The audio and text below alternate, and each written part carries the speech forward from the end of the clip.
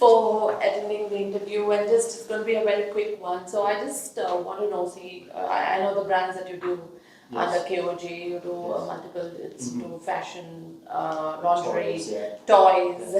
So I want to know what would be your digitalization priorities and I think for at the moment, in terms of our company has its own digitalized format that they use, and they've got people that are working on it. So for us right now, they're working on a lot of e-com, and especially in the ELC. But however, it's in-house developed because our company is invested in.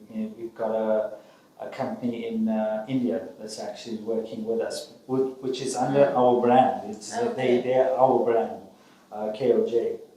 So they do all your They do everything, digitalization, videoing, the platforms, upgrading of the websites, the complete, taking the products and even putting it on the sites. And basically we work with every brand has a team that we work with.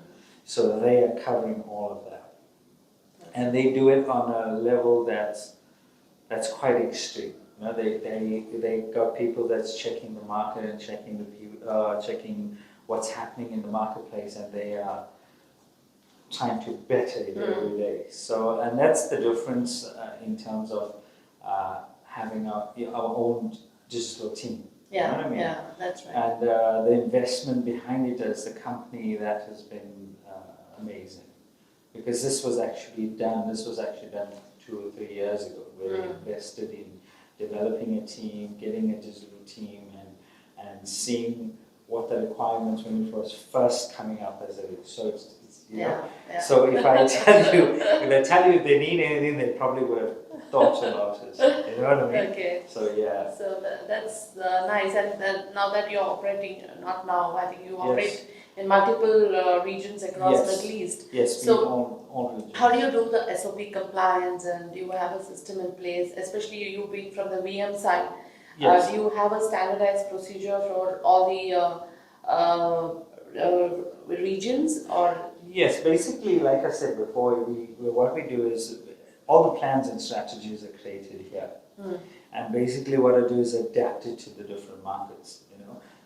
So we are in the presence of KSA, all of KSA, Qatar, Oman, Bahrain, all areas of the GCC and the Middle East. So in terms of that, we're currently using, from a VM perspective, I'm using tools like Trello, using SketchUp formats where we're taking VM guidelines and digitalizing it and making it into videos. So video walkthroughs. Why? Because, like I said before, with Saudization, we lost a lot of good Syrians, Egyptians, and all that, because Saudization is priority, and we should respect that.